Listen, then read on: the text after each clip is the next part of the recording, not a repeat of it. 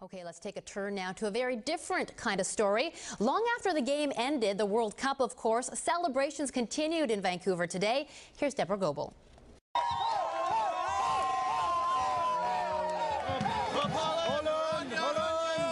From Commercial Drive to Granville Street. Like soccer fans around the world, Vancouverites were glued to TV screens wherever they could find them. It's all about colors today.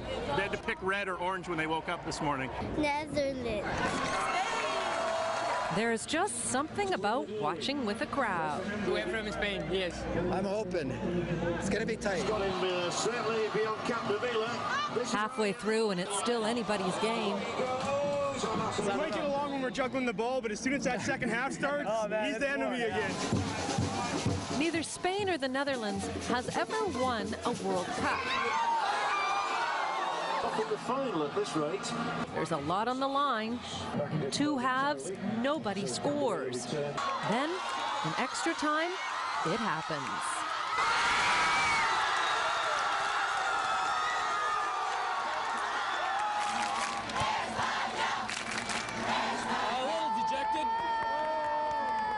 Still got a minute left, though.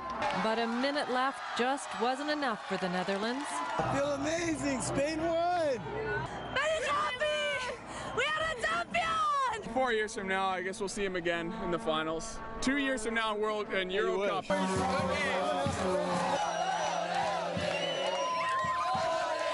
España 1-0. With a final score of 1-0, Spain is victorious. Willing to comfort Dutch women for free. Deborah Goebel, CBC News, Vancouver. You know, I was driving in as that game was ending. No one was on the street. Everyone was glued to a television. Good. Including you. Should. Yes, indeed. Jody on the sports desk. Thank you very much, Rosa. And tonight we will take you from the Owls to the Alps, from France to celebrating Spaniards. Of course, we will revisit an historic night in Johannesburg. You know the result. We'll have the stories behind the final score for you from the FIFA World Cup final. Best stay with us. We have our yellow cards handy. Highlights and more from a very ugly, beautiful game. Rosa, that's coming up in sports. Okay, thank you. You're welcome.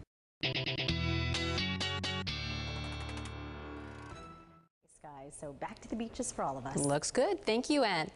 Well, coming up, more on the World Cup and the party in Spain. Jody is back with that and the rest of the day's sports right after the break.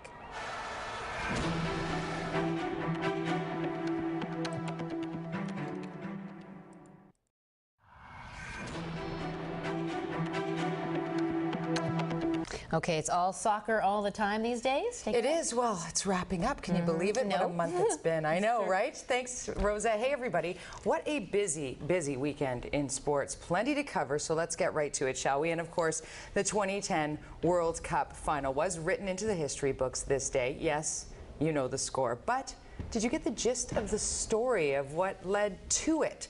Recap now. Off to Soccer City we go in Johannesburg.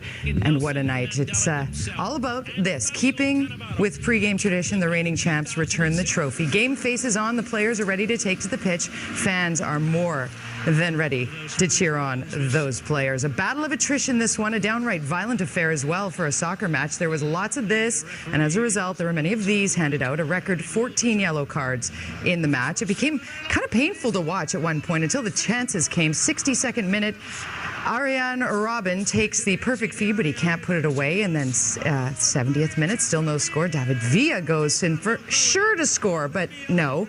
On any other day, that one goes in for Spain. 77th minute off the corner. Sergio Ramos can't get it to go. As time advanced, the teams opened it up a little bit. This game was more than chippy. It was downright nasty. Andres Iniesta showed his frustration at being roughed up by not one but two Dutchmen, and the tension was thick by the second of two 15-minute extra frames. Seems Iniesta works well when frustrated, though, because right here, he becomes a Spanish hero of the ages. Surely now Spain have won the World Cup for the first time in history. Andres Iniesta has broken Dutch hearts. They truly are heroes. Here it is, your World Cup final, 1-0 Spain. A footnote for you, it is Germany's Thomas Müller who walked away with the coveted Golden Book, and Uruguay's Diego Forlan was the recipient of the Golden Ball. Just in case you were wondering what Ioanesta's shirt said when he tore off his jersey in celebration, it was a message to Gloria Makarenko. It says, "Spain is destined for Gloria." Wait, no, Spain are destined for glory. That's what it is. Vuvuzelas or not, many Spaniards were singing ole, ole, ole, ole, and celebrating with our Ms. Makarenko. And in Madrid, thousands upon thousands watched and waited for that first goal, and it came. And they celebrated. Then they waited for that final whistle, and it came.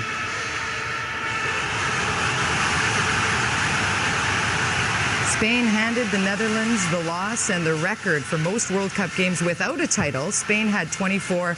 Now the Dutch sit with the new record at 19. Okay, to football of another kind now. The BC Lions get their next opportunity at a regular season win at Empire Fields Friday when the Montreal Alouettes come to town. The Owls went in search of their first win of the season in Edmonton earlier today. Both Anthony Calvillo of the Owls and Ricky Ray and his Esks, in fact, go in search of their first regular season wins. Pick it up late third quarter. Esks look to be on their way with an 11-point buffer. But just like you should never count your chickens before they're hatched, you should never think end zone before you make the catch. This was the beginning of a theme for the home team in this game. Owls within 5 now, very early fourth. Ray in Owls territory, trying to rally his team, but yeah, this is not going to help. Gerald Brown with the pick, and he takes it in for the major. Montreal takes the lead, and they don't look back from there. 33-23 would be your final. Victoria native Ryder Hejdahl continues to surprise at the Tour de France. He finished 18th after the 8th stage. It was a tough climb through the Alps. Word is, though, he managed to avoid the mayhem throughout this stage.